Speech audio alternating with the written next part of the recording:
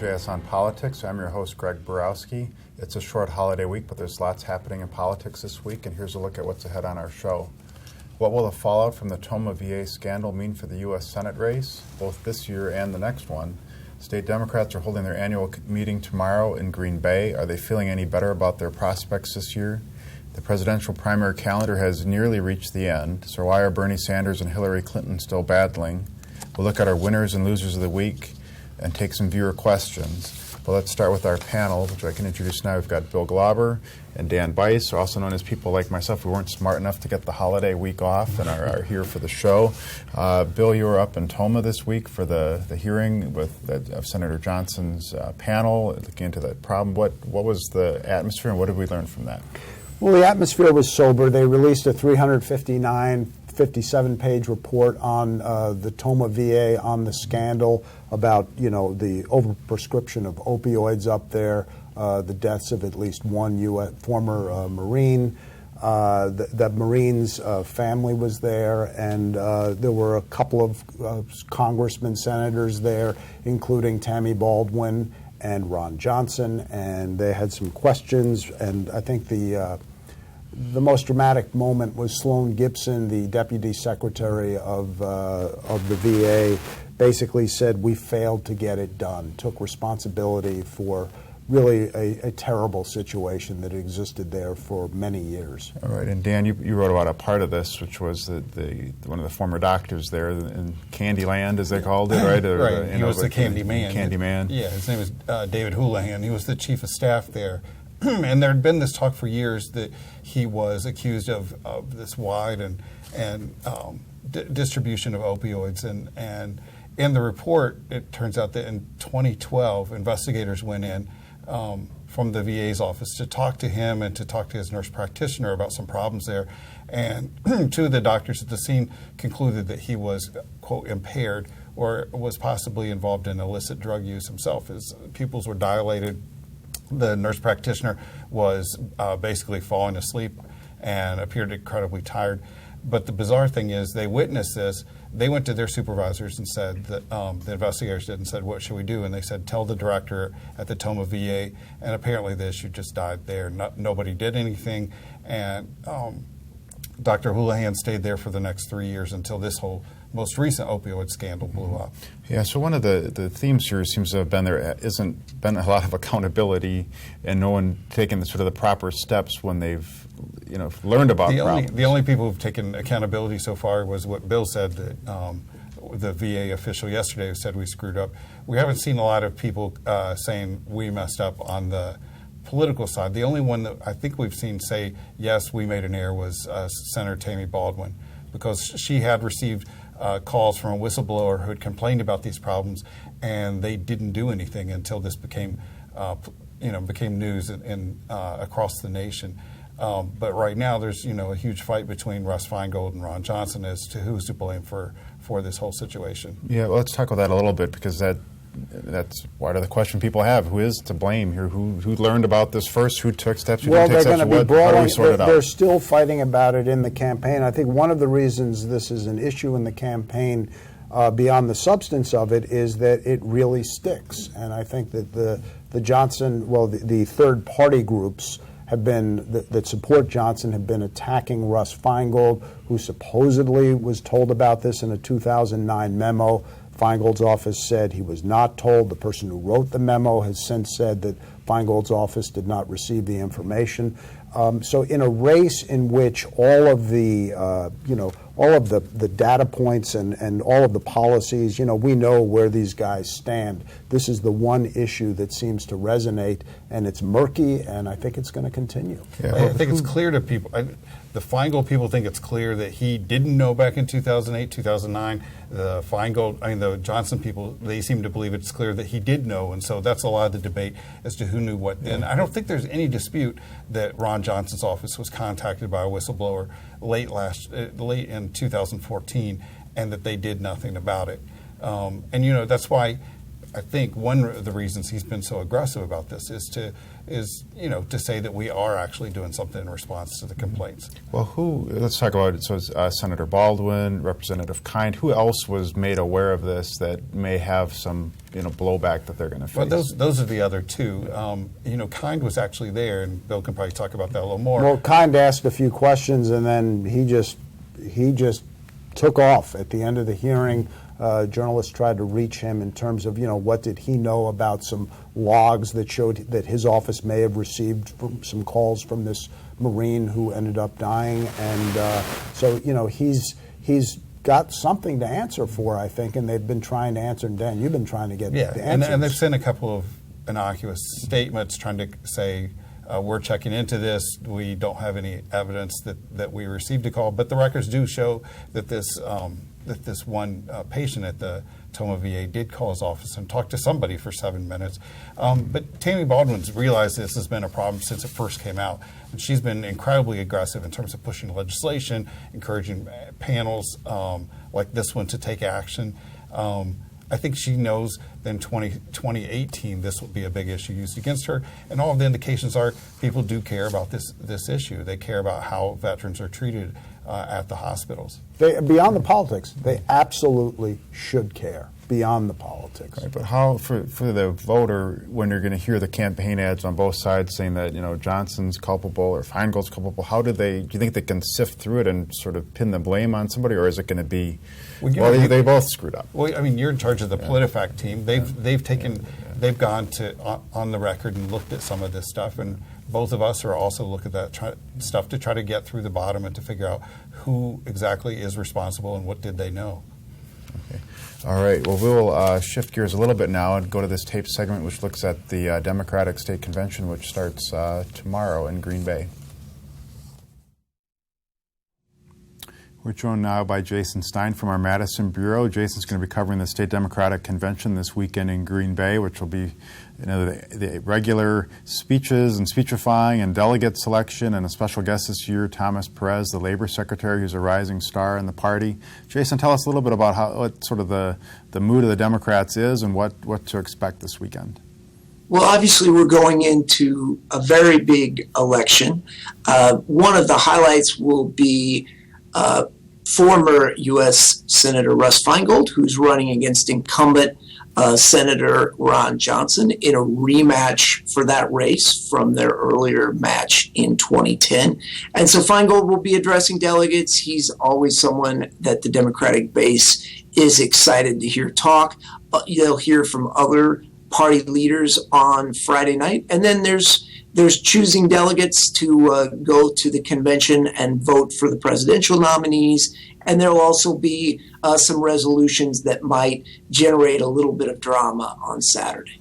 Yeah, so let's talk about the selection of the delegates. So this is where the actual people will be voting on either Bernie Sanders or Hillary Clinton come into play. We've seen in other states, some controversy there about did everyone get their fair share. Do you anticipate anything like that here, or is this just more the sort of the regular folks, signing up and lining up to go? Right. Well, as the Democratic presidential contest, hits the crunch time, there'll obviously be tensions. There obviously are tensions, and there will be tensions at the convention. We'll have to see whether they really spill over into actual chaos as they did in a couple other conventions. I mean, so far there's not any sign of that. But you will have voting on the delegates who will be sent to the convention this summer and will vote on, the eventual Democratic Party nominee. And then you're also going to have, these are pledged delegates, and then you'll also have some, debate at the convention about the role of superdelegates in that same nomination process. Let's talk about that a little bit, because that's been part of the sort of controversy here, that Bernie Sanders feels like the superdelegates should be voting in the same manner as the state voted, and other concerns. What sort of reforms or changes do you think are anticipated there? So Bernie Sanders supporters are backing a resolution that'll come up on Saturday before the convention that is calling for the end to superdelegates, and these superdelegates are obviously the free agents, political free agents, who get to vote for a presidential nominee, and it doesn't matter how the voters of their state voted. Now, what Bernie Sanders supporters say is they say that this practice is undemocratic and it needs to be abolished, but not quite yet. So what they want to do is abolish this practice for 2020, but for the 2016 election, they want to keep superdelegates. They're already in place, but they want to change the rules mid-season. So right now, superdelegates are free to pick whoever they want, and the Sanders supporters want to switch that to voting, so having superdelegates vote proportionally according to how their state voted. And it's worth noting that right now, Hillary Clinton leads in the number of pledged delegates and superdelegates as well. And this change, like what the Sanders supporters are suggesting, would be, one of the few ways in which you could actually imagine that Bernie Sanders might be able to walk away with the nomination. All right, and finally, let me ask you: in the past, the sort of the general mood and outlook for the party, it might not have been as great in the years when Walker ran and after the recalls. But what do you sense any more optimism from the Democrats this year when they look toward the fall? I think this is a pretty sobering election for many Democrats. I mean, obviously, they have in the prospect of presumptive Republican nominee Donald Trump. They have a figure that by and large is anathema to party supporters. And then obviously, but at the same time, they have this ongoing nomination feud between Hillary Clinton and Senator Sanders, who appears to have at best a long shot chance at winning the nomination. And so, one question is going to be, will they come in? Will they be unified? Will there be a spirit of whoever gets a Democratic nomination, we're going to support him or her? Or, will there be will there be bruised feelings in the Sanders camp and a feeling that, we won't necessarily vote for Hillary Clinton if she's the nominee? And today we were talking at a press conference of Sanders supporters about this superdelegate issue, and they were asked, will you back Hillary Clinton in the general election if she's the nominee? They wouldn't say that. However, one thing was pretty clear when I asked them, would you vote for a Donald Trump? You see any prospect of voting for Donald Trump? Not a lot of enthusiasm for that. Clearly, there was more laughter at the idea that they would do something like that. All right. Well, Jason, thanks for that preview. And for our viewers, you should follow Jason's coverage this weekend at jsonline.com. And we'll talk more next week. Thank you, Greg. All right, we're back live. I want to talk a little bit more about sort of the state of the Democrats and the eve of their state convention. It seems like they should be optimistic, right? They've got a better chance in the presidential race, take back Feingold's seat potentially. What do you think? It's been pretty bad for them since 2010 in the state, since losing 3 times to Scott Walker and so forth. But I think they see light at the end of the tunnel. The only thing is they're Democrats, so will they screw that up or not? Because there's still this, even though it's clear that Hillary Clinton's going to win the nomination, there's still going to be a battle, I'm assuming, over from the Bernie Sanders people who are upset with the party siding with Hillary, just like they've had problems in Nevada and other places along this way. There's no reason to think the people in Wisconsin will be any different. All right, so light at the end of the tunnel or train? Bill, what do you think? Oh, probably light at the end of the tunnel. I mean, not a train. I mean, what are they talking about? Picking up maybe 6 assembly seats and maybe a Senate seat. But, they also have a very vicious primary that's going to erupt here in Milwaukee between Mandela Barnes and Lena Taylor. Be wondering if there's going to be some spillover up there as the two combatants get ready for that one. All right, well, let's shift to the presidential campaign because it's a nice little segue there with some of the mention of Bernie and Hillary. But so it seems like yesterday the candidates were in Iowa and New Hampshire. Now we're headed down to the home stretch. It seems that way to you.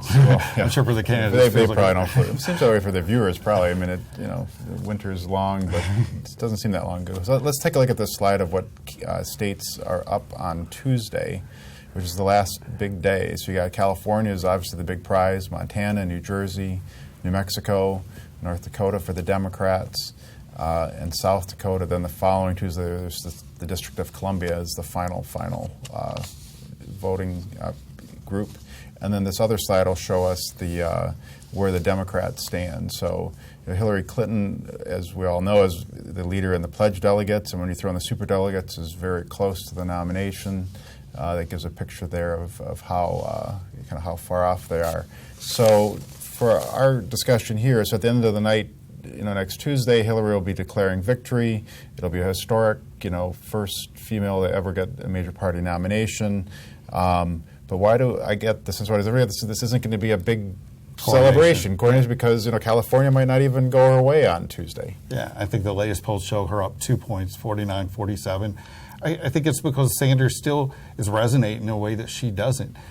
Technically, he could win. He would have to win all of these states, and he would have to convince 200 of her superdelegates to flip sides.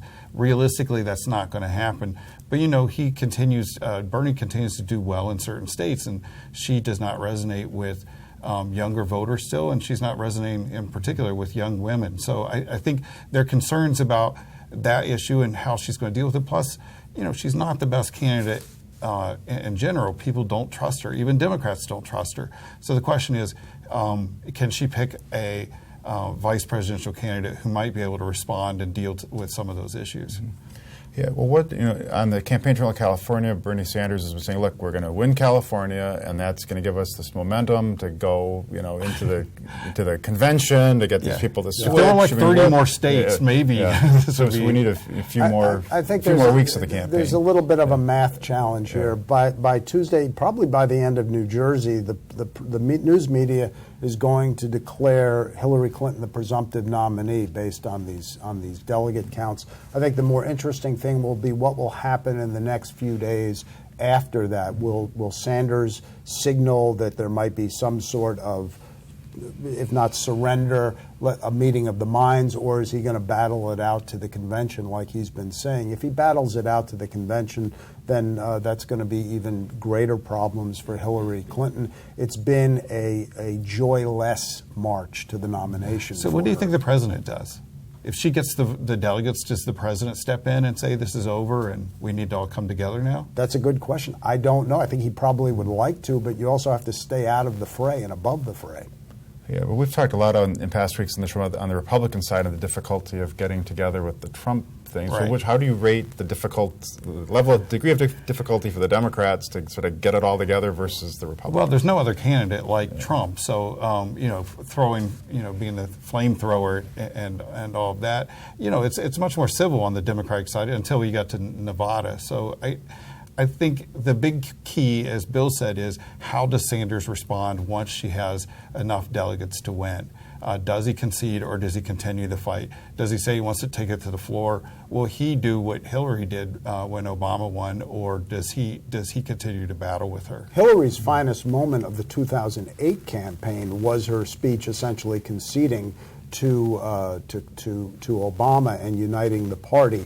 Remains to be seen if Bernie Sanders, if it goes as expected. There's like a 6-week period between those two, and that's where there'll be a lot of debate and speculation as to what Sanders does. There's been debate and speculation all along. This has been the most debate and speculation, and that's made the campaign season seem, to me, 3 times longer than usual. But it keeps us in business on the show, right? And that's what we're here for. Well, you were saying on the Republican side, there was so much focus on that. So that when the whole thing collapsed so quickly, it was just bam, it's over. That then the attention shifted to the Democrats and like, hey, that's not over yet over there.